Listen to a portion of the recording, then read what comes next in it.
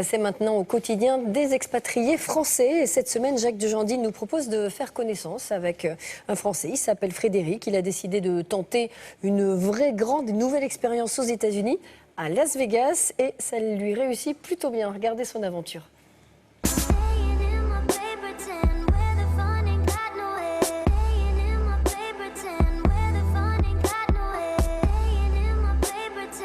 Alors, au tout départ, j'ai fait des formations de commercial, marketing, et parce que je faisais de la course automobile aussi en parallèle, j'ai eu l'opportunité de monter ma propre société en travailleur indépendant de pilote.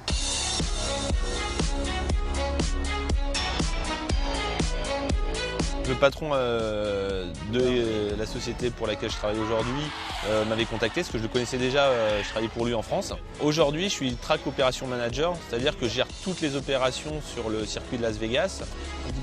J'ai différents départements à m'occuper, donc les instructeurs, donc avec la formation au niveau sécurité et aussi être sûr que le niveau global des prestations qu'on propose à nos clients est exceptionnel puisqu'on fait vraiment du produit de luxe. Donc en gros, je gère entre 80 et 90 personnes en fonction de l'année.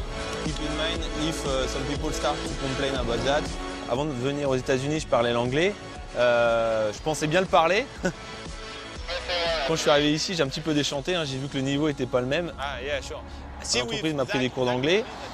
Donc j'ai 2 fois par semaine des cours de 2 heures de cours d'anglais pour progresser.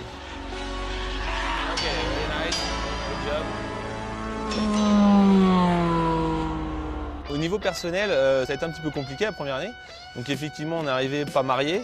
On a dû se marier ici pour les papiers, pour qu'elle puisse rester. Donc on a fait un mariage à Las Vegas avec Elvis et tout ça, à la petite chapelle qui va bien. Là, on est en fin de 2e année, on va attaquer la 3e et ça se passe vraiment bien, donc on est content. Se loger à Las Vegas, c'est vraiment très simple. On arrive et je pense que le lendemain, on peut trouver un appartement. T'as failli avoir un but. On commence à vivre à l'américaine. Après, bien évidemment, il y a des choses qu'on a du mal à oublier.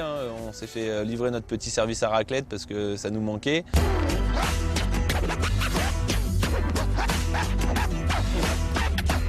Je vois surtout des Français, parce que toute la journée on travaille avec des Américains, donc le soir on a envie de se reposer et puis retrouver un petit peu nos souches.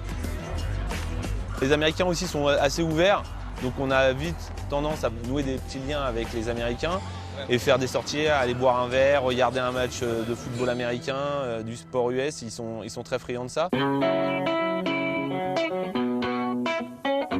Red Rock, c'est un parc d'État américain, donc qui est le point de rencontre des gens de Las Vegas le week-end pour aller faire des randonnées, voir la nature, sortir un petit peu du côté très actif du strip. Donc c'est vraiment un endroit très sympa où on peut se ressourcer le week-end pour attaquer la semaine au travail. La France nous manque pas plus que ça pour le moment. Ce qui nous manque vraiment, c'est nos liens avec nos familles, nos amis. Le côté culturel à Las Vegas, ça c'est pas ce qu'on a le mieux. Par contre, on a trouvé le beau temps tous les jours. Les gens sont vraiment très sympathiques. Il y a beaucoup moins de stress qu'en France où on a toujours un petit peu de pression. Là, c'est vraiment cool. Il y a 1 millier de Français qui, comme Frédéric et Aurore, vivent ici à Las Vegas, mais les autorités françaises s'accordent à dire qu'ils seraient entre 2 et 3 000. Voilà, je vous souhaite une très bonne journée et n'oubliez pas, d'ici aussi, on regarde France 2.